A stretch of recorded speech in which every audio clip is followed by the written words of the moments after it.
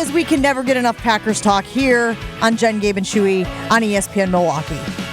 And for that reason, we are bringing in another brilliant mind in the space, Matt Schneidman from The Athletic. He seems uncomfortable with this. Well, so first of all, here's what you need to know. Like, my goal in life is to make people uncomfortable. So if I've accomplished that already, 30 seconds in, fantastic. Second of all, it's true. People are insatiable for Packers knowledge. You, I'm sure, know that now. You've worked on this beat now for several years. You see how you can tweet out or report the most mundane, and people like salivate to it. They just want to know. So we were talking earlier about Kimberly A. Martin, who was on Get Up earlier this week and made the comment about the Packers making the playoffs and Jordan Love's performance. One more time, Ashley, give me the sound from Kimberly on Get Up. Well, I think it's immense pressure from the standpoint of, look at the whole Aaron Rodgers saga. They moved up to get Jordan Love and then essentially told him, oh, no, wait, sit back down because we completely messed this situation up. We have a two-time back-to-back MVP guy on our hands right here. I think there's immense pressure, but that's why I say Jordan Love can't think about that. It really is, because you're not going to have, forget about whether you have better stats in your first year as a starter versus Aaron Rodgers. If they make the playoffs, it doesn't matter what his stat line says. Clearly, he's done enough to get them to the playoffs. So that's all he has to worry about. Put them in a best position to potentially get into the playoffs, and he'll be good. So, Matt, the metric that Gabe feels most comfortable using to measure the growth of Jordan Love this year is if he gets better week to week, game to game, over the course of the season. But Kimberly is basically saying if they make the playoffs, if the Packers are a playoff team, and given the way that the NFC is shaking out or could shake out, that's a possibility. Then it doesn't matter what Jordan Love did because it will have been enough to get them in the postseason. Are you inclined to agree with Kimberly or not? Yeah, I think, first of all, of course, Jordan's under immense pressure, maybe not inside the building, but what him being quarterback, I think, allows the Packers to do is lean into what their actual strengths are without Aaron Rodgers, and that's the defensive side of the ball and their running game. If they get into the playoffs, sure, it's nice because it probably means he didn't lose them games, and I think that's the baseline for him this year. As long as Jordan Love doesn't lose you games and make back-breaking mistakes, then that gives you some optimism for the future. He doesn't have to be a world beater and go out there and win games like Aaron Rodgers did, but if the Packers make the playoffs, and I think they're going to go 10-7 and make the playoffs, the reasons being are because Rashawn Gary's healthy and their pass rush got home, and because they let the running game work with arguably the best offensive line in football. So if we're sitting here a couple months from now and say, why are the Packers in the playoffs? Why did they win the division even maybe? I don't think we're sitting here saying, oh, it's because Jordan Love threw for 45 touchdowns and only had 6 interceptions. I think it's because Jordan Love played well, but the Packers leaned into their strengths. Whereas in past years, they have a quarterback where you kind of have to ask him to win games. And this year, they can kind of tailor their team to other things. Matt, what is his best skill and what's his worst skill? His worst skill, I would probably say, as mundane as this seems, throwing a tight spiral on deep balls. Too many times over the years, whether it's in OTAs or mini camp or actual games, just watching him on the practice field, too many times you look from the sideline and say, ooh, that's a dead duck. Mm-hmm. How many times did we do that with Aaron Rodgers over the years? Yeah, never. These things are tight spirals. His best skill, I would say at this point, it's the willingness to play conservatively when it's warranted. Like so many times we heard with Rodgers, for example, the most notorious play in recent memory is Aaron chucking it downfield to Devontae in double coverage against the 49ers in the wild card game, whereas Allen Lazard's wide open over the middle. Jordan Love is probably going to be coached to not take those risks, and I think him being so willing to take what's there for him, take the check down, move the chains, is probably his biggest strength right now, if only because he's doesn't have the leash or isn't comfortable with taking the risks that Aaron was so comfortable taking. But the most important thing with this team is his development, right? Yeah, absolutely. Because I'm in the camp where, yeah, okay, they make the playoffs. If he's not developing, making the playoffs is fool's gold because you're not going to be winning the Super Bowl. Even if you make the playoffs with him this year or next year, he has to develop into a solid NFL starter. Right. He's going to get a 2-year trial period regardless, unless he's an outright disaster this season. and there are no signs that he could be the guy, he's going to get 2 years. It's not, a guaranteed 2 years. It's obviously guaranteed 1 year. But I think if he can show that he's not a catastrophe at quarterback, he's going to get a second year. But like you said, what they want to see is probably just that he can be a game manager. I know that's a frowned upon term in the NFL when talking about the quarterback position. But if he can do anything but lose them games this year, then I think they'll be satisfied with what they have going into year 2. Are they gonna tell him to tuck it and run? I mean, because I look at Jalen Hurts, I look at Mahomes, and he's not going to know his 4th and 5th read. My guess is he's going to get the. I'm talking early in the season. He's going to go 1, 2, maybe 3. Are they going to coach him? Just go, just run. They should, because why not lean into a skill set that you haven't really been able to take advantage of? Sure. For the last, I don't want to say 5-10 years. In case Aaron's listening, we know you can still run. Don't worry. Why not add a little flavor? What I want to see from this offense this year is the reins come off. Let's see Matt LaFleur's play calling genius at work. Now, I know he's pushed back against the notion that we're finally going to see what his own offense is, but I want to see some design quarterback runs, the quarterback getting out on the move more so than we've seen in recent years. So I would love to see some of that. Mm-hmm. Matt Schneidman from The Athletic joining Jen, Gabe, and Chewy here.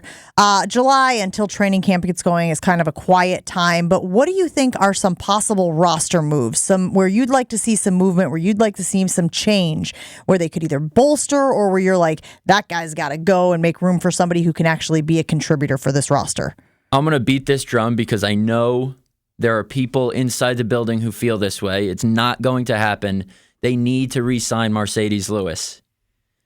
They have 2 tight ends who we have no idea if they can block. Having a guy like Mercedes Lewis in this offense, especially when you're going to want to lean into a running game with arguably the best running back tandem in the league, the best offensive line when healthy, knock on wood, you need a guy like Mercedes Lewis. And not just that, for the locker room, for Tucker Kraft and Luke Musgrave, sure, they're athletic freaks, it seems, on the field, and they can catch passes, but the role Mercedes Lewis played in this offense in both the pass and run game the past 5 years, nobody else in the NFL can do that, what he can do. And how invaluable can he be for those young guys in that locker room? Look, I know they moved on from all of Aaron Rodgers' guys. Robert Tonyan, Randall Cobb, Lazard. Bakhtiari's still here, obviously, but I think you got to get Mercedes Lewis back. Other than that, they seem pretty set. I know they've had the Devondre Campbell, Jaron Reed signings around this time the past couple of years, and they've turned into nice players, but there's nobody really out on the market. Jarvis Landry maybe, but LaFleur has already said we're sticking with the young guys at receiver. Why wouldn't they have signed Mercedes? He's still out there as a free agent. I don't know. That's a great question. Why haven't the better question is, why haven't the Jets signed Mercedes Lewis at this point? I think it's one of those instances where, similar to Alan Lazard, their value in Green Bay is incomparable to wherever else. Sure, Alan Lazard's still young enough where he can have value, but do other teams really see the value of a 39, 40-year-old Mercedes Lewis and what he can bring to that locker room, the relationship he has with that coaching staff? I don't think so. So I'm not saying it's Green Bay or nowhere. I was also surprised that he didn't sign with the Jets, but if it's anybody, I think it's him. Does he want to come there, though? I would never want to go there in a million years. To the Jets? No, to the Packers. Mercedes? Yeah, you're not going to win anything. All your guys are gone. You're 39. He probably doesn't need any money. I mean, I wouldn't go back. But he hasn't also retired either. I mean, we haven't heard him officially walk away from football. I mean, most guys that are that age are like, I want to chase a ring. Right? Yeah, I'm just saying I wouldn't. Maybe he just loves it because, remember, he played in Jacksonville for how long? That's and he true. wasn't winning anything there either. I'm just saying it might be Mercedes. At this point in his career, I agree with you. I know he still wants to play. I've been told he still definitely wants to play. He needs one more season to set the record for most ever played by a tight end. Yeah. So I'm sure that factors into it a little bit as well. But you're right. I mean, do the Packers have realistic Super Bowl chances this year? No. But at the same time, do you want to go where you're comfortable? Do you just do it for the love of the game? You make a good point, but who knows what drives him at this point? How do you think they're going to play Love defensively? Are they going to blitz him? They're going to sit back and wait till he makes a mistake? I mean, how would you attack him? They have to blitz him. I mean, if you look at what happened against the Chiefs when he made his first start back when Rodgers tested positive for COVID, the Chiefs just blitzed him the entire game. Yeah. And I talked to Brian Gutekunst a couple weeks ago about Jordan Love, and he said, one of the reasons we have optimism for what Jordan can do is because of how he handled that Kansas City game. I was like, wait, what? You guys lost, 13-7? Yeah. He was terrible, at least from the casual eye. He was targeted Devontae Adams 14 times, only completed 6 passes. There were 16 quarterback pressures from the Chiefs that game. And Goody told me, he was like, we did not have a good plan that game. And the way he stood in there and faced the pressure and moved back from that, you can say what you want about not having a good plan, but my point is, he didn't handle the blitz well at all that game. Yeah. The Chiefs just sent the house at him. I would do that until he figures it out. You think he said that because that's his guy? Because GMs hold on to their guys. I know long. what Jason Wilde thinks about this. Oh, I know. Trust me. I've gone at him with this. I don't think it was Goody going at LaFleur and being like, this is my guy.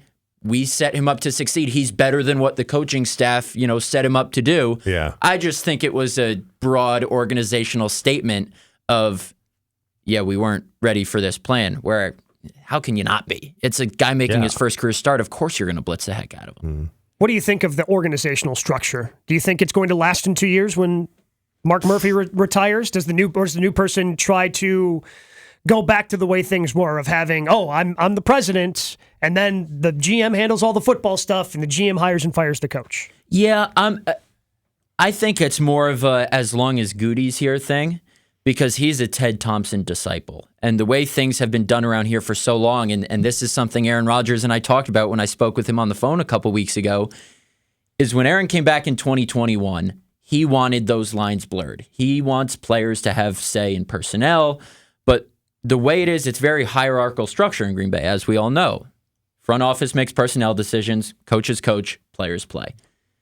I think it should be different, but I'm just a beat writer. There's a reason I'm not a GM.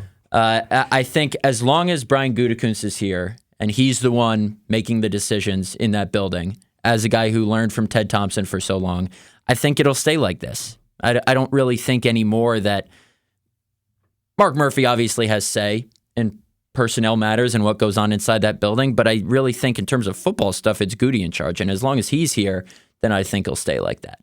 Speaking of Mark Murphy, and we got to let you go, Matt, but did he tip his hand? Did he tip the league's hand when he was talking about the Jets on Hard Knocks?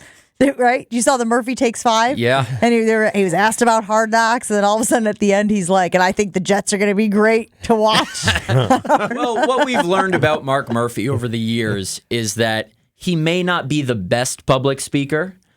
So, quite honestly, I don't know if that's him knowing it or him just assuming it's going to be the Jets and saying that. I mean, because Pro Football Talk reported that they thought it was going to be the Jets last week. This is a guy who went on the local TV at a girls basketball tournament and said, we're just tried to throw a wrench in trade negotiations. So, and said the complicated fella stuff a couple of years ago. Mark's a fantastic guy from all my dealings with him, but he can be a little unpredictable when you put a microphone in front of him. And we love those folks. Yeah.